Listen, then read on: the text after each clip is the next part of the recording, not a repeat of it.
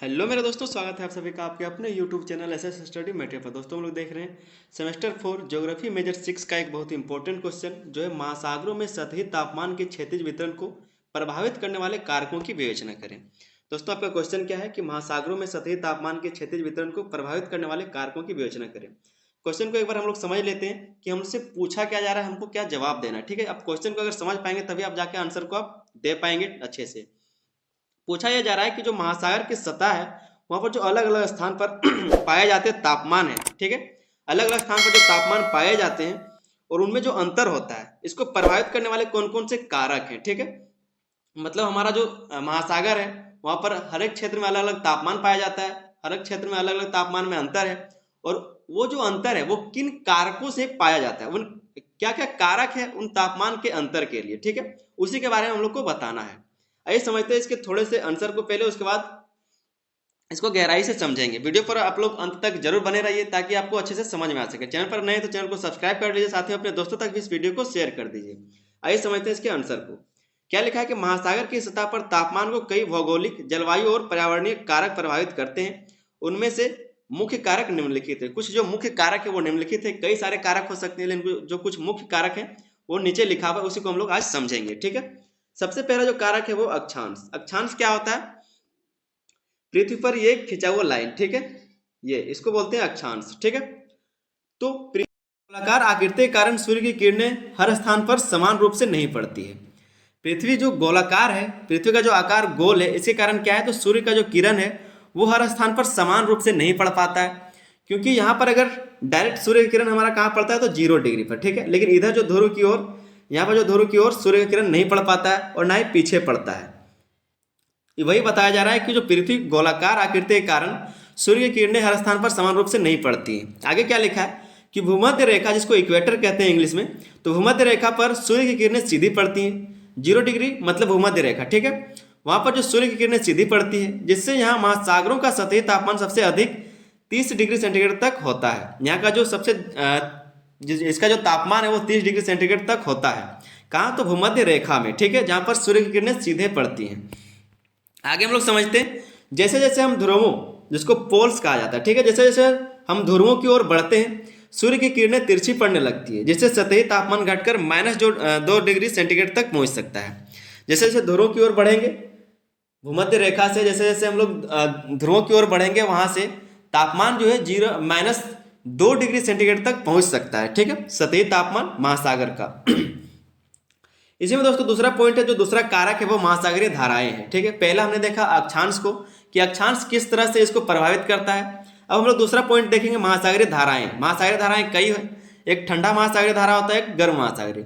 ठंडी महासागरीय जो धाराएं हैं उसको हम लोग कहेंगे, आपका जो ठंडा महासागरीय धारा है वो कौन कौन सा हो सकता है? वो हो सकता है आपका पेरू पेरू ठीक है, जो आपका कहाँ है, पेरू जल धारा हो सकता है। साथ ही में हो सकता है मोजाफिक धारा। बहुत सारे धाराएं जो ठंडी होती है, ठीक है, और जो कुछ गर्म जल धाराएं होती है, जैसे कि आपका गल्फ स्ट्रीम हो गया, ब्राजील धारा हो गया। ये सब क्या है? ये आपका गर्म जल धारा है। ठीक है, दोनों जल धारा के बारे में देखेंगे हम लोग, गर्म और ठंडी दोनों। ठीक है, सबसे पहले समझते हैं गर्म और ठंडी महासागरीय धाराएं महासागरों के सतही तापमान को प्रभावित करते हैं।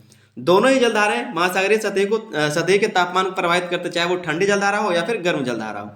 और बात करें अगर गर्म जलधारा के बारे में, जैसे कि यहाँ पर लिखा हुआ है गल्फ स्ट्रीम, तो इस तरह की कई सारे जलधाराएं होती है। गल्फ स्ट्रीम हो गया, फ्लोरिडा धारा हो गया, या फिर नॉर्वेजियन धारा हो गया, या फिर ब्राजील धारा हो गया। तो ये सब क्या है?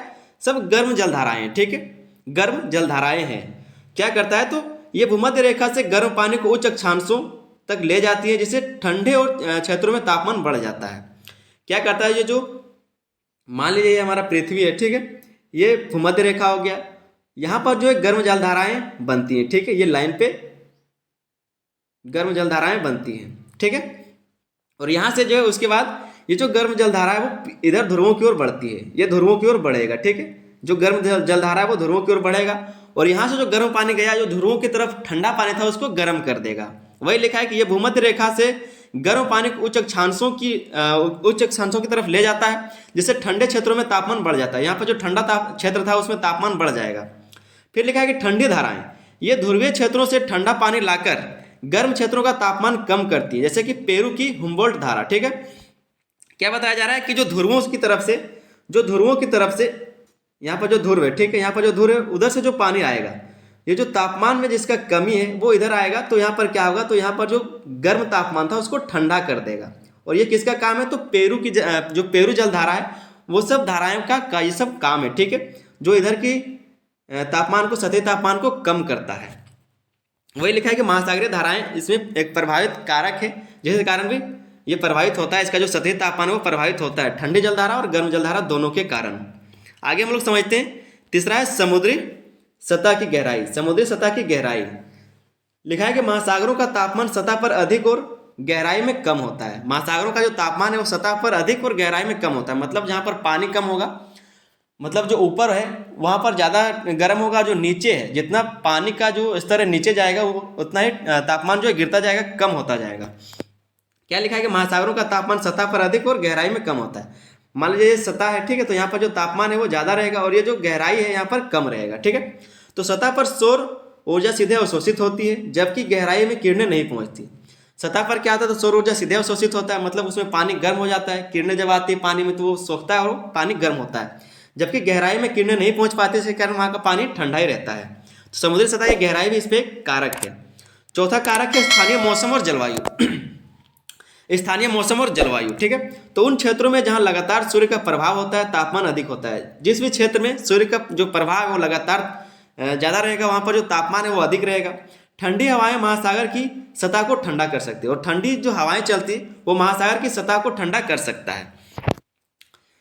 आगे हम लोग देख लेते हैं क्या लिखा है कि मानसून और चक्रवात जैसे मौसमी बदलाव भी सतही तापमान को प्रभावित करते हैं। मानसून हो, जो मानसून होता है या फिर जो चक्रवात होता है उसके कारण भी, मौसमी बदलाव के कारण भी सतही तापमान प्रभावित हो सकता है, जो महासागर का सतही तापमान वो प्रभावित हो सकता है। पांचवा कारक है महाद्वीपीय प्रभाव, कॉन्टिनेंटल इन्फ्लुएंस, ठीक है। क्या लिखा है कि समुद्र के किनारे वाले क्षेत्रों में महाद्वीपों का प्रभाव भी सतही तापमान को बदलता है। समुद्र के किनारे वाले क्षेत्रों में महाद्वीपों का प्रभाव भी सतही तापमान को बदलता है। जैसे कि आप एक बार सुने होंगे कि समुद्र समीर, एक होता है थल समीर, एक होता है जल समीर, ठीक है, दोनों जो हवाएं चलती है, एक थल समीर एक जल समीर। तो इनके कारण में क्या होता है, तो समुद्र का जो तापमान है, जो सतही तापमान है जल का, वो प्रभावित होता है, ठीक है। क्या लिखा है कि समुद्र के किनारे वाले क्षेत्रों में महाद्वीपों का प्रभाव भी सतही तापमान को बदलता है। दूसरा पॉइंट लिखा है कि तटीय क्षेत्रों का तापमान समुद्री और स्थलीय हवा के आपसी प्रभाव के कारण बदलता है। तटीय क्षेत्रों का जो तापमान है वो समुद्री और स्थलीय हवा के आपसी प्रभाव के कारण बदलता है।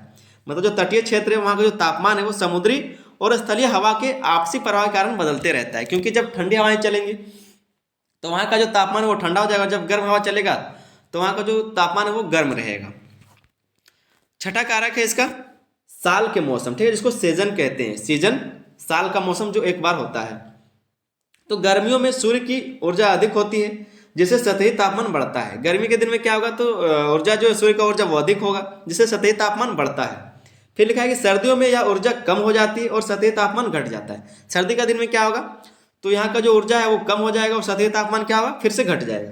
फिर लिखा है कि यह प्रभाव मुख्य रूप से मध्य अक्षांशों में अधिक स्पष्ट होता है। और ये जो प्रभाव है मुख्य रूप से क्या होता है, तो मध्य अक्षांशों में अधिक स्पष्ट होता है, आसानी से दिखता है। सातवां कारक है हवाओं का प्रभाव। हवा भी इसके लिए एक कारक है। किस तरह से, तो हवाएं महासागरों की सतह पर जल को एक स्थान से दूसरे स्थान पर ले जाती हैं। महासागर का जल है, महासागर का जल देखने में स्थिर लगता है, ठीक है, मतलब ये देखने में स्थिर लगेगा नहीं कि ये चल रहा है, लेकिन वो गतिशील होती है, ठीक है, महासागरीय जल गतिशील होती है। सिर्फ एक ही जो सार्गेसो सागर होता है वहीं का जो जल है वो स्थिर रहता है, वो गति नहीं करता है। बाकी जो आपका पूरे अटलांटिक महासागर या फिर प्रशांत महासागर या फिर हिंद महासागर सभी का जल जो है गतिशील रहता है। क्या लिखा है कि हवाएं महासागरों की सतह पर जल को एक स्थान से दूसरे स्थान पर ले जाती हैं। हवा के कारण क्या होता है, तो जल को एक स्थान से दूसरे स्थान तक ले जाया जाता है। गर्म हवाएं सतही तापमान को बढ़ा सकती हैं, जबकि ठंडी हवाएं इसे कम कर सकती है। अगर हवा जो है गर्म चलेगा तो जो सतही तापमान रहेगा उसको बढ़ा दिया जाएगा, मतलब जो पानी को छूते हुए हवा निकलेगा। अगर हवा गर्म रहा तो पानी को गर्म करते जाएगा, लेकिन अगर ठंडा पानी रहा तो पानी को ठंडा करते हुए जाएगा। फिर आगे क्या लिखा है कि मानसूनी हवाएं हिंद महासागर जैसे क्षेत्रों में सतही तापमान को खास तौर पर प्रभावित करती हैं। जो मानसूनी हवाएं हिंद महासागर जैसे क्षेत्रों में सतही तापमान को खास तौर पर प्रभावित ये करता है, ठीक है। आठवां जो कारक है वो है लवणता, सैलिनिटी, ठीक है। तो पानी की लवणता भी सतही तापमान को प्रभावित करती है। पानी का जो लवणता है उसके कारण भी सतही तापमान प्रभावित होता है। अधिक लवणता वाले पानी के घनत्व अधिक होता है, जो तापमान को नियंत्रित करने में मदद करता है। सीधा सीधे आप समझिए, लवणता जो है किस पर निर्भर करता है, तो सूर्य का किरण पर निर्भर करता है। जैसे जैसे समुद्री जल में वाष्पीकरण होगा वहाँ का लवणता बढ़ेगा। तापमान ज़्यादा मतलब लवणता ज़्यादा, तापमान कम लवणता कम, लवणता जितना ज़्यादा वर्षा उतना ज़्यादा। ठीक है, जहाँ पर जितना धूप वहाँ पर उतना वर्षा, तो इस तरह से होता है। क्या लिखा है कि पानी की लवणता भी सतही तापमान को प्रभावित करती है। वहाँ का जो पानी का जो लवणता है वो भी सतही तापमान को प्रभावित करता है। अधिक लवणता वाले पानी का घनत्व अधिक होता है। अधिक वाले लवणता जहाँ पर रहेगा वहाँ का जो पानी का घनत्व है वो भी अधिक रहेगा, जो तापमान को नियंत्रित करने में मदद करता है। 9वां पॉइंट है भौगोलिक बाधाएं। तो महासागरों के कुछ हिस्से भौगोलिक बाधाओं जैसे द्वीपों, समुद्री खंडों और महाद्वीपीय सीमाओं से घिरे होते हैं। महासागरों के कुछ हिस्से भौगोलिक बाधाओं जैसे कि द्वीपों, समुद्री खंडों और महाद्वीपीय सीमाओं से घिरे होते हैं। आप इस तरह समझ सकते हैं कि इधर जो है हमारा द्वीप है, ठीक है, इधर समझ लीजिएगा उत्तर अमेरिका, और ये आपका हो गया दक्षिण अमेरिका, ठीक है, और ये हमारा हो गया एशिया, अफ्रीका, ऑस्ट्रेलिया वगैरह सब कुछ, ठीक है। तो यहाँ पर जो हमारा महासागर है, अटलांटिक महासागर, जैसे कि यहाँ से जलधारा निकलेगा तो इधर से टकरा जाएगा तो इधर नहीं पार हो सकेगा, इधर से जब टकराएगा तो उधर नहीं पार हो सकेगा, ठीक है, क्योंकि हमारा पृथ्वी तो गोल है। और जो द्वीप है, जो हमारा महाद्वीप हो कैसे, तो बीच में जो महाद्वीप है तो समुद्री जल जो है एक महाद्वीप को पार तो नहीं कर सकता, टकरा के फिर रिटर्न आता है। वही बात कर रहा है कि महासागरों के कुछ हिस्से भौगोलिक बाधाओं जैसे द्वीप हो गए, समुद्री खंड हो गए, या फिर जो महाद्वीपीय सीमा है से घिरे होते हैं, ठीक है। तो ये भी एक कारक होता है। आगे क्या लिखा है कि यह जल के प्रवाह को बाधित करता है और सतही तापमान को बदल देता है। ये जल के प्रवाह को बाधित करता है, मतलब इधर का जल उधर नहीं जा पाता है, इससे जो गर्म जल है वो इधर का इधर ही रह जाता है, ठंडा उधर का उधर ही रह जाता है, तो इससे भी प्रभावित होता है सतही तापमान को, यह बदलता है। 10वां पॉइंट इसमें लिखा हुआ है कि पृथ्वी का घूर्णन, अर्थ रोटेशन, ठीक है, पृथ्वी का घूर्णन।